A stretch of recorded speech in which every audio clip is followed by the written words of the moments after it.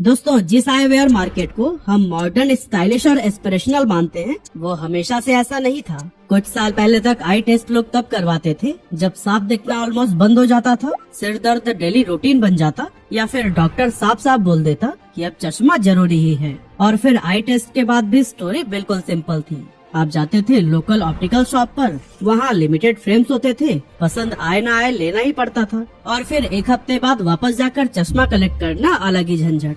असल में प्रॉब्लम ये नहीं थी कि इंडिया में डिमांड नहीं थी, बल्कि प्रॉब्लम ये थी कि पूरा सिस्टम ही आउटडेटेड था। अवेयरनेस लो थी, चॉइसेस काफी लिमिटेड थी, बाइंग एक्सपीरियंस ऑकवर्ड था, और सबसे बड़ी बात, बहुत लोगों को ये पता भी नहीं था कि उन्हें सच में ग्लासेस की जरूरत है। लोग एडजस्ट करते रहते थे, फोन थोड़ा दूर कर लिया, टीवी की ब्राइटनेस बढ़ा ली और अपने मन को समझा लिया नॉर्मल है यार, कोई दिक्कत नहीं है।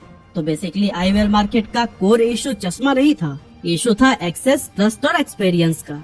अब ऐसे मार्केट में नॉर्मली कंपनीज क्या करती है, फ्रेम्स बेचो, डिस्काउंट दो और कंपटीशन में घुस जाओ। लेकिन यहीं से लेंसकार्ट की सोच बिल्कुल अलग हो जाती है, क्योंकि वो फ्रेम बेचने के कंपटीशन में नहीं उतरा, बल्कि उसने आईवेयर का पूरा एक्सपीरियंस बदलने पर काम किया। और इसी सोच को ही आज हम लेंसकार्ट की केस स्टडी के तौर पर ब्रेक डाउन कर रहे हैं। अब पीयूष बंसल ने जब ये जर्नी शुरू की तो उनके पास सिर्फ आइडिया था, फैमिली बिजनेस या ऑप्टिक्स की लेगेसी नहीं। कॉर्पोरेट में काम किया था, इंजीनियरिंग जैसी सोच थी, लेकिन सबसे जरूरी एक क्लियर ऑब्जर्वेशन था कि इंडिया में बहुत लोग चीजें एंजॉय नहीं करते, बस मैनेज करते हैं। और आईवेयर में भी वही हो रहा था। लेकिन आईवेयर को ऑनलाइन बेचने में असली चैलेंज था ट्रस्ट का। अब क्लॉथ्स और सूट जैसी चीजें तो ऑनलाइन चल जाते थे, लेकिन ग्लासेस के साथ लोग रिस्क नहीं लेते। फिट आएगा या नहीं, पावर सही होगा या नहीं, रिटर्न होगा या फिर नहीं, और क्वालिटी कैसी होगी, हर चीज पर ही डाउट होता था। मतलब कि असली सिग्नल फाइनेंशियल ईयर 2026 के फर्स्ट हाफ में देखने को मिलता है।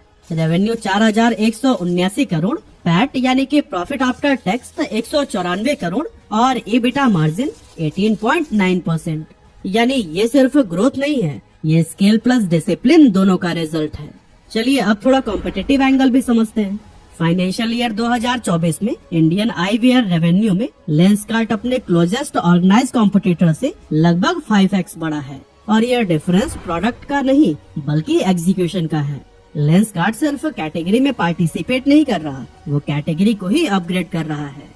तो फिर लेसन सिंपल नहीं बल्कि क्लियर है। अवेयरनेस क्रिएट करो, एक्सेस आसान बनाओ और एक्सपीरियंस स्मूथ करो, क्योंकि एग्जीक्यूशन स्किल लाती है, स्किल ट्रस्ट बनाता है और ट्रस्ट मार्केट क्रिएट करता है। इसीलिए लेंसकार्ट सिर्फ एक आईवेयर ब्रांड नहीं है, बल्कि आईवेयर कैटेगरी को समझने के लिए एक स्ट्रॉन्ग केस स्टडी है।